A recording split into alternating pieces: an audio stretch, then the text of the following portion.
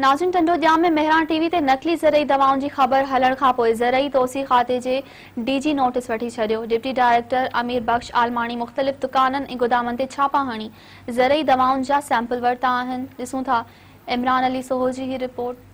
नाज़रीन, मेहरान टीवी ते ख़बर नशर थियण खां पोइ त टंडोजाम ऐं भरपासे में जाली ज़रई दवाऊं विकिरो उरूज ते पहुतल आहे। उन ई खां पोइ अमीर बख्श नूंदाणी जेको ज़रई तोसी खाते जो इंस्पेक्टर फर्टिलाइज़र पेस्टिसाइड आहे, जिन अॼु टंडोजाम ऐं भरपासे में मुख़्तलिफ़ कार्रवायूं करे ऐं जेके सैंपल आहिनि उहे वरिता आहिनि ऐं उहे हाणे लेबॉरेटरी माणिया वेंदा। पोइ जेका बि अॻियां रिपोर्ट आई उन जेके बरअक्स इहे कार्रवायूं या उन्हनि ख़िलाफ़ के बि क़दम खयां वेंदा।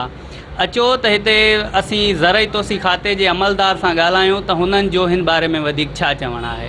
ही दवाऊं या बाण बग़ैर रजिस्ट्रेशन सर्टिफिकेट जे केर बि माण्हू नथो रखे सघे, उहो इलीगल थी थो वञे। लीगल करण जे लाइ इहे रजिस्ट्रेशन अप्लाई करणियूं पवंदियूं, पेस्टिसाइड जी बि ऐं पंहिंजो फर्टिलाइज़र जी बि। बाक़ी सैंपल मिसाल तव्हां गिरोवर आहियो, तव्हां मूंखे का कंप्लेन ॾिनी आहे त का दवा मुंहिंजे फ़सुल ते असरु न कयो आहे, हिकिड़े हिन डीलर खां वरिती आहे, उहो मुंहिंजो फ़र्ज़ु थिए थो त आउं उन जा सैंपल ड्रा कयां ऐं उहे सैंपल जेका आहिनि आउं लेबॉरेटरी मोकिलियां।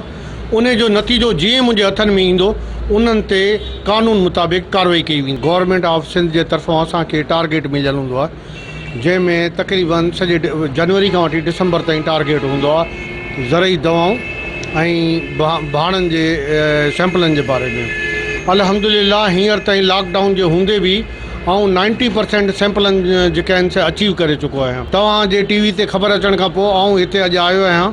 तक़रीबन मुख़्तलिफ़ कंपनियुनि जा सैंपल आउं हिते खयां आहिनि। उहे अॼु इंशाअल्लाह आउं शाम ताईं लेबॉरेटरी खे जमा कराए छॾींदुमि। उन्हनि जे रिज़ल्ट अचण खां पोइ जेको बि नतीजो ईंदो, जेकर का उन में का कमी पेशी हूंदी त असां जेको आहे सो उन ते कार्रवाई कानून मुताबिक़ कंदासीं।